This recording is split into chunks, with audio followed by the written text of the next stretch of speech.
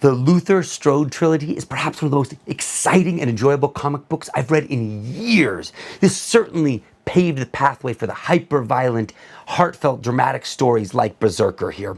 Justin Jordan is the writer, Tradd Moore is the artist, and I've got to tell you, Tradd is certainly one of the most exciting artists in comics right now. The lines that Tradd is delivering are just next level in this book here. The action and the hyper-violence is taken to wild proportions here. This is a very unique story because it covers the sort of the three acts of a hero's story. In this volume, our main character wants power, wants the girlfriend. He gets this book that comes from Cain, actually the first murderer, and he reads it and it grants him this power, and he goes kind of from loser to this mega martial art killer. And what's really interesting about it is once he gets this power, he can start to see other people as if they are flesh, right? He can see their end of life, and it makes him quite this violent and horrific person. He gets these superpowers, gets this cool mask that I love here, and unfortunately, once he gets this, he gets the mob involved, he gets other powered people like him to come after him, and then ultimately everyone gets killed that he loves, his whole world gets broken down. And unlike other Greek tragedies where the hero dies because he's a superhero, he doesn't.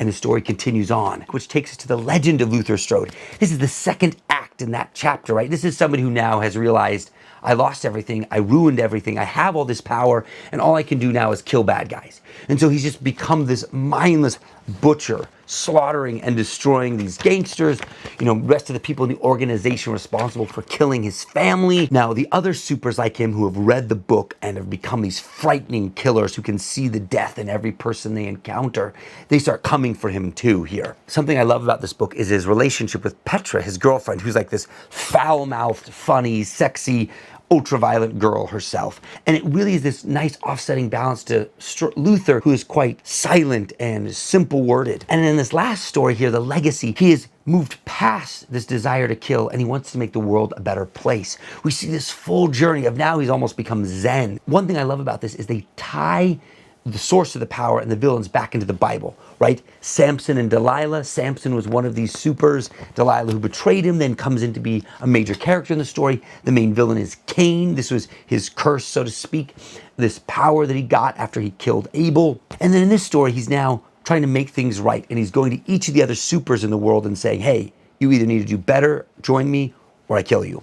And he takes us all the way to this ultra fight with Cain in the end, right? And how cool is that the final fight is between you and Cain, the first murderer? Not enough good things can be said about Justin Jordan and Tradd Moore and Philippe Sobrerio. I hope I said that right. They're colorists. The amazing color palette that he selected, the reds for the violence, and all of the texturing that he created. Look at the scope of these pages in his color work.